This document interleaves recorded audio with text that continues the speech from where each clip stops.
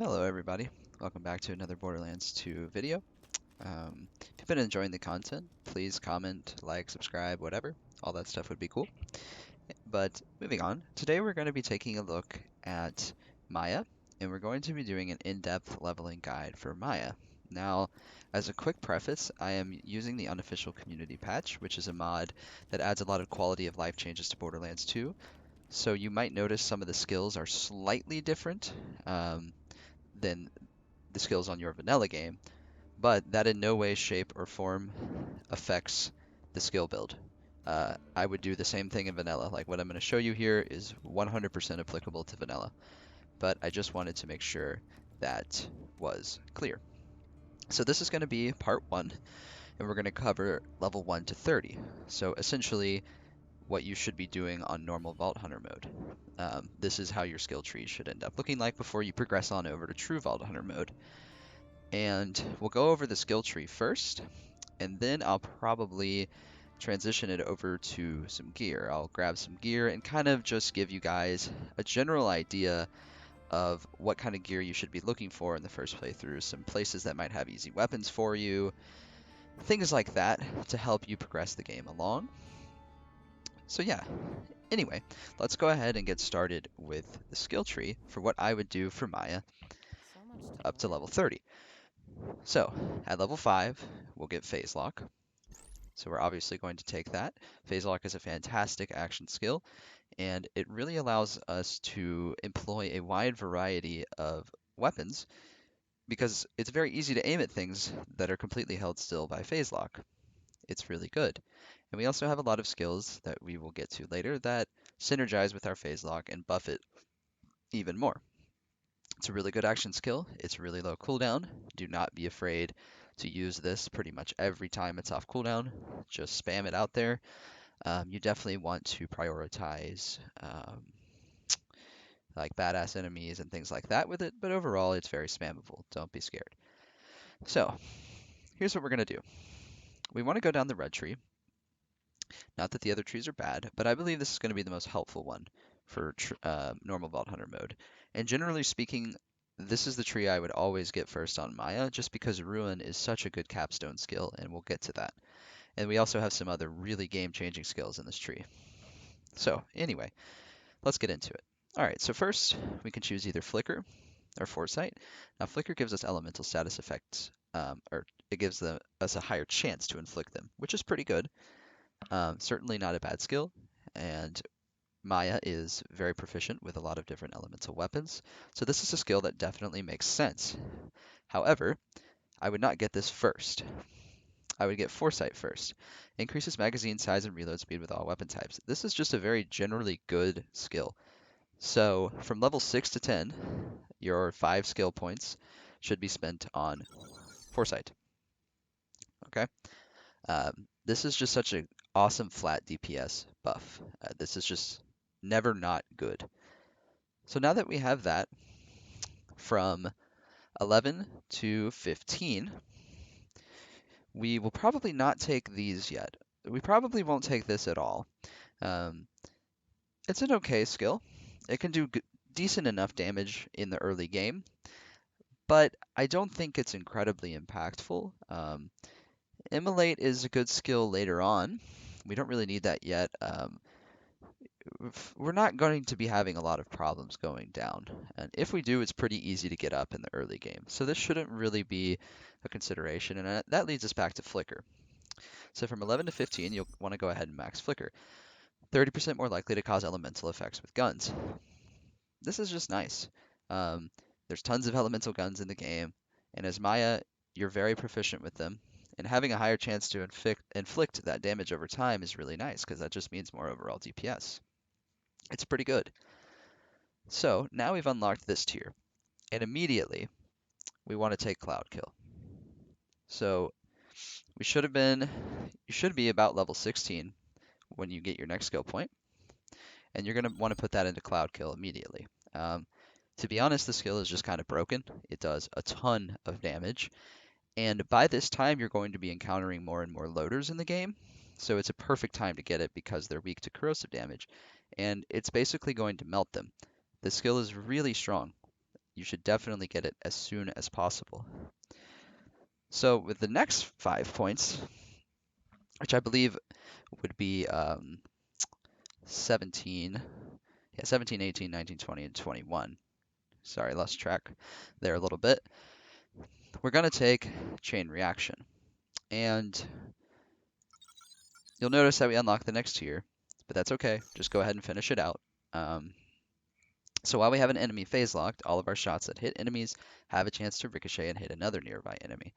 This is just a really nice buff to your DPS.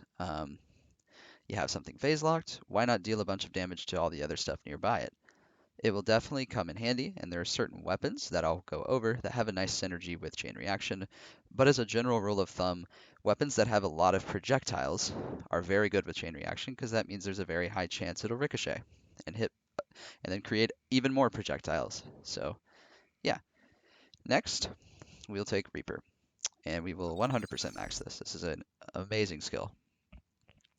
So we deal increased gun damage to an enemy with more than 50% health remaining. This is one of Maya's highest DPS increases. It's an insanely powerful skill. This can make it to where, especially if you're using a high damage sniper or something like that, it'll make it to where you can just one-shot them in the head. They won't even get below 50% health. Generally speaking, though, this is just great. It gives you a huge boost to your initial DPS to a target, and allows you to burst them down quicker. Fantastic skill. So I believe at this time, should be around level 25, 26 once you have Reaper maxed. And then, yeah, you should be, I believe 25, because then 26, 27, 28, 29, and 30 will finish off this tree. Or something like that. I don't know. I'm getting mixed up with my math here, but you get the idea. So with our last 4 points to get to 30, we will do immolate. And then this is pretty much where we're going to leave off. So the reason we take this is simply because it's like the best of the worst, if you will. I mean, these skills aren't necessarily terrible, and you could make an argument for. I mean, I don't know about backdraft. I think that's just kind of a flat out bad skill in most scenarios. Um, you could grab Helios, but by the time you're at this point in the game, the flesh enemies aren't going to be nearly as common, so it's going to fall off. And you could also grab Blight Phoenix.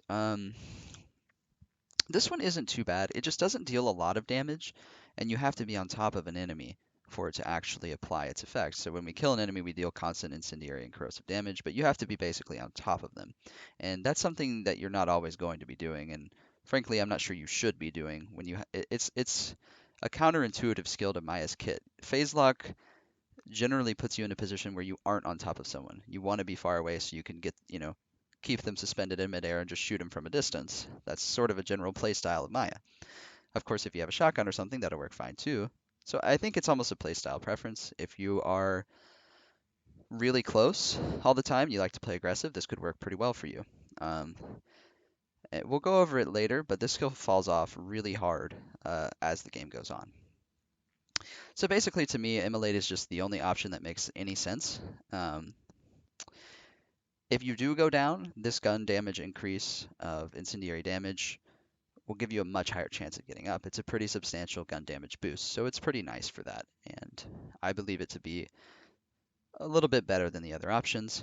And the real reason we want to do it is so we can get to Ruin. Ruin is a fantastic skill. Obviously, we're at 30 now, which is where your playthrough should be ending. Or if you've used the new feature that allows you to create a level 30 character, that makes sense too. This is where we want to go. So as soon as we hit 31, go ahead and take Ruin, and I'll go over that in the next part. But this is what we're trying to get. It's a fantastic skill. Slag, electrocution, and corrosion in combination with Maya's just general potency with elemental weapons is quite nice. And really the big one is Slag. Especially for you new players, Slag makes it to where enemies take increased damage from all other sources. So anything you phase lock and anything nearby it will get slagged and you'll deal bonus damage to it. It's really good. And of course the electrocution and corrosion doesn't hurt either. So yeah guys, that's what I would do. for level 1 to 30 for Maya.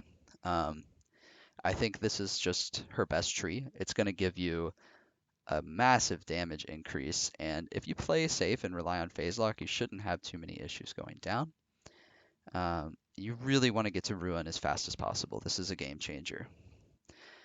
If you really feel like you're having trouble, though, you could always dip 5 points into Sweet Release to increase your survivability, but I really don't think you should have to do that, and this should take you to the promised land. You should be good to go. So yeah, guys, I think now I'll probably transition on over to some of the gear and stuff you should be on the lookout for Maya. Alrighty, and we are back with the gear now. So I just want to preface and say that I don't believe farming legendaries is super necessary for your normal Vault Hunter mode experience, but I do believe that it will speed it up and make it a lot easier for you, especially if you're unfamiliar with the game. But don't waste too much time farming on your first playthrough, it's all going to be replaced. So definitely keep that in mind. And with that being said, let's go over a few options that Maya can use effectively that are not unique weapons. So first, we'll start with elemental pistols. Specifically, take a look for anarchist pistol variants. They're very high fire rate, high damage, and they can be elemental. It's quite good. I would recommend those. But generally speaking, um, elemental pistols will do pretty good in the hands of Maya. Other options, we have really just about any sniper is good on Maya because of phase lock. It makes it very easy to headshot your target, elemental or non-elemental. Jacobs is a good brand if you just want max damage and shoot people in the head in phase lock. Malawan's a good brand for elemental damage. Flat off for fire rate, and so on. Pretty much any sniper will work pretty well for her. I would really only avoid Hyperion. They're not terrible, they're usable, but they have high accuracy, and that's really their only thing going for them. Like, they don't do great damage. They don't do a ton of elemental damage. They're not very impressive. But generally speaking, snipers are good on Maya. Uh, SMGs are quite good as well. She has comms that boost SMG damage. SMGs often have very high fire rate. They have very high elemental effect chance. They just synergize really well with Maya's kit. So I would definitely recommend Malawan Elemental SMGs in particular are quite good. Plasma casters are also quite good.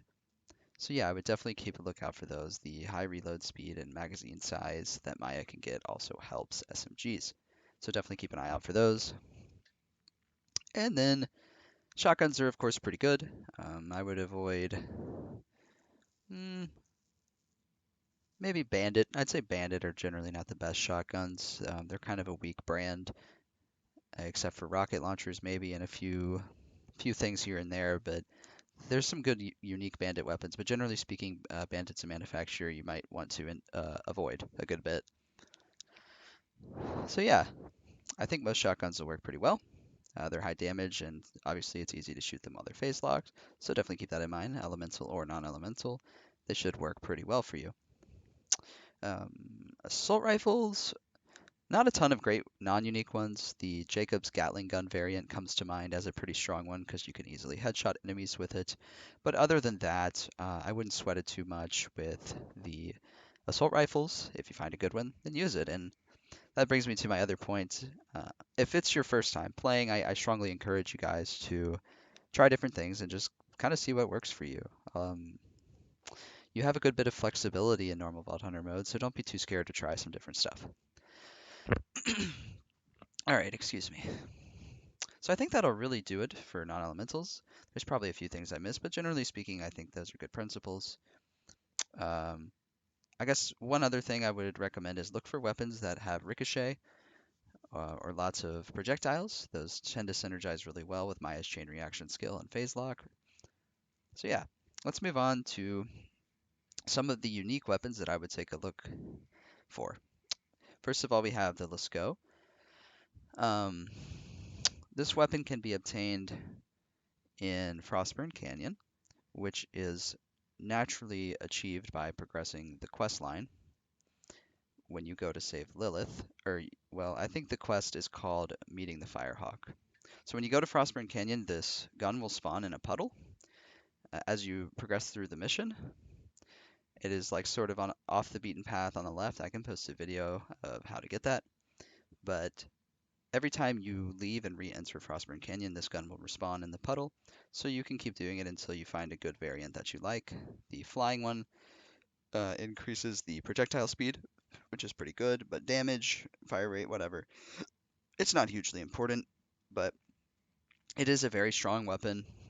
Uh, it does synergize very well with Maya's chain reaction. Because of those extra projectiles, I would treat it more like a shotgun. You just want to get in their face and pretty much unload on them. It's a good weapon. Okay, so here's just some other weapons that I would take into consideration. We do have the Hornet is where I'll start because this is the first one you can obtain, and it is obtained from Knuckle Dragger, the first boss. Very high fire rate, high DPS, and it does corrosive damage always. It's just a good pistol. I wouldn't bother farming for it because it's so early, but if you get it, definitely use it. Next, you have the Thunderball Fist. This is also obtained pretty early from Captain Flint as you naturally progress the game.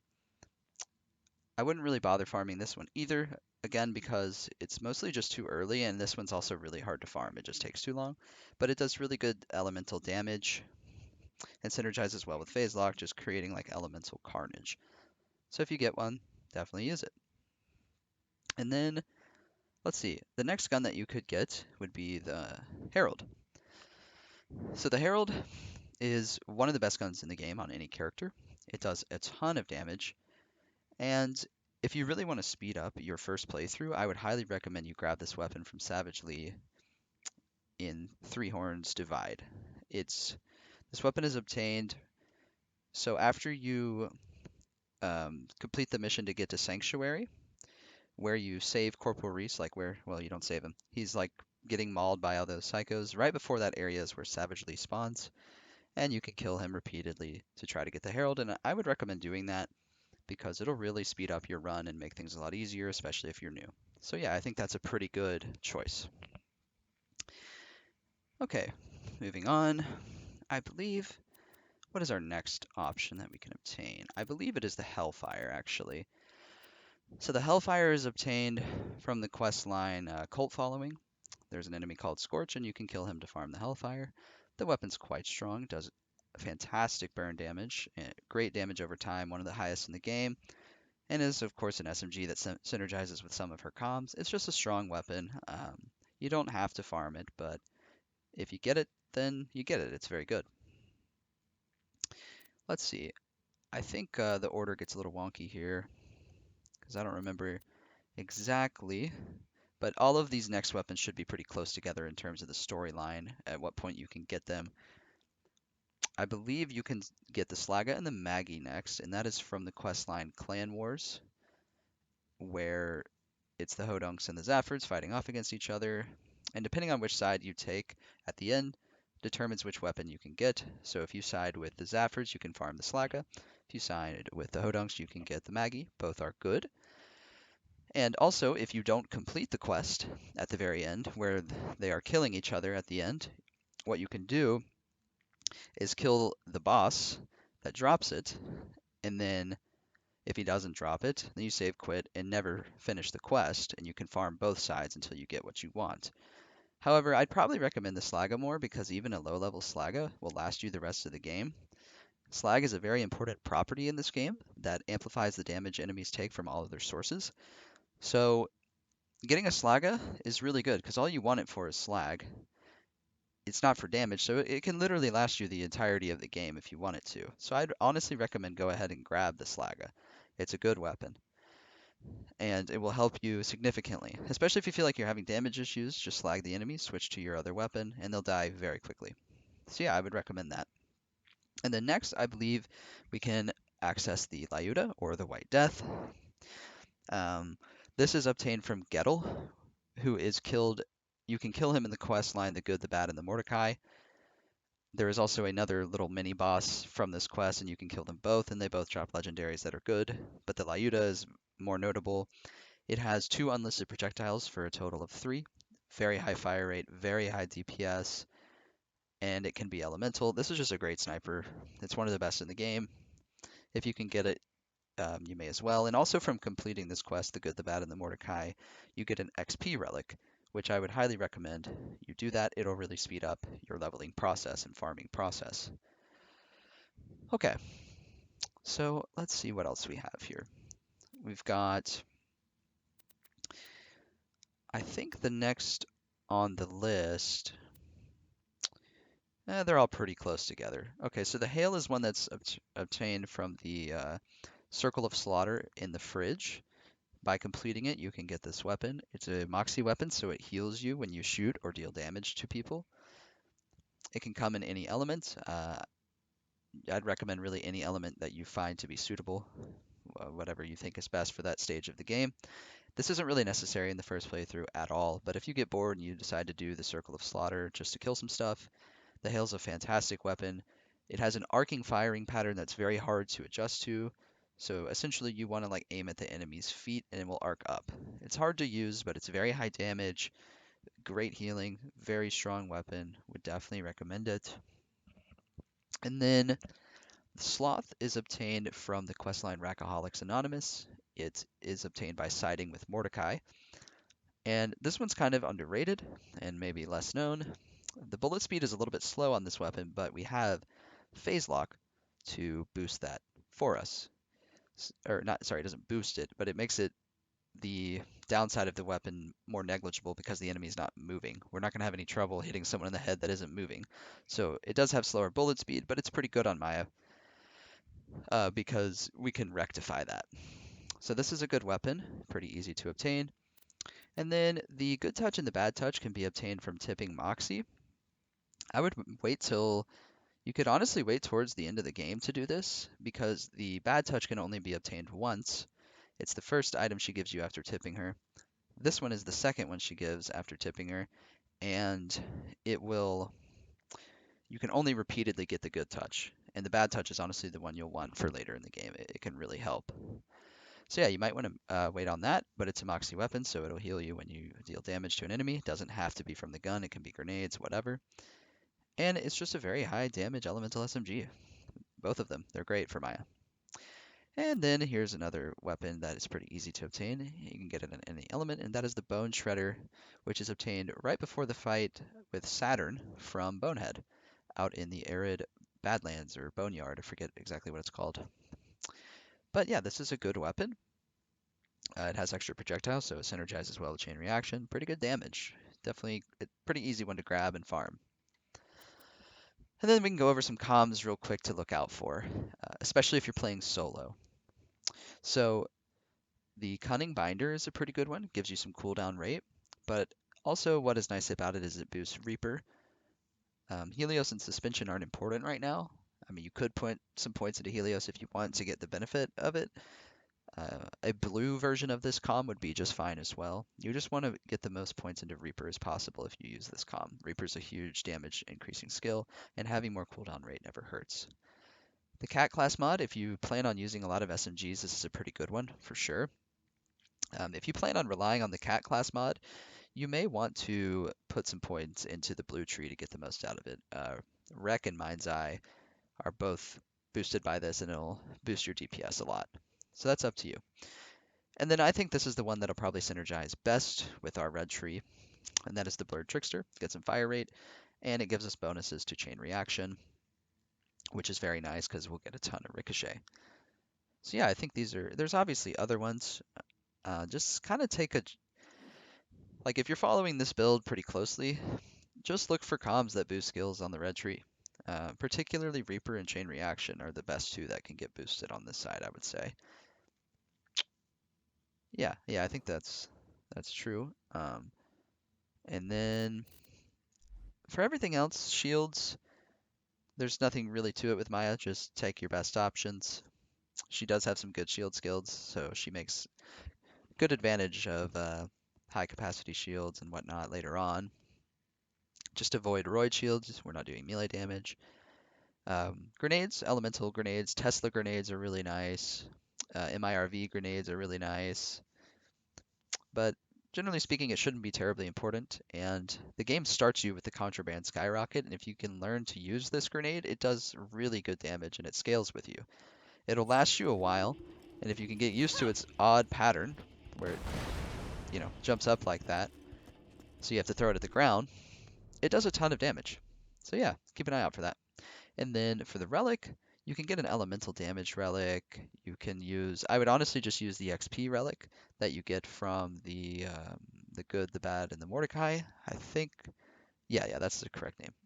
Or you can use a cooldown rate relic, the proficiency relic. It's not terribly important this early on, but those are just some general tips that I would employ. So yeah, guys, I think that'll do it for part one of this in-depth guide. Now, in the future, I will probably do like a full-blown guide plus playthrough, if that makes sense. I'll go into more painstaking detail.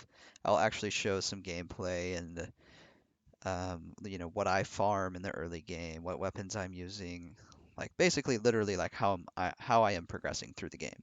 But I figured a leveling guide and essentially a little bit of a gear guide as well would be a great place to start. That could also be really helpful for newer players. And as I get into, parts 2 and 3, then we're in territory that could help more veteran players as well.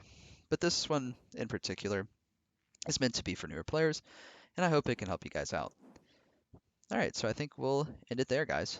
Thanks for watching, and have a good one.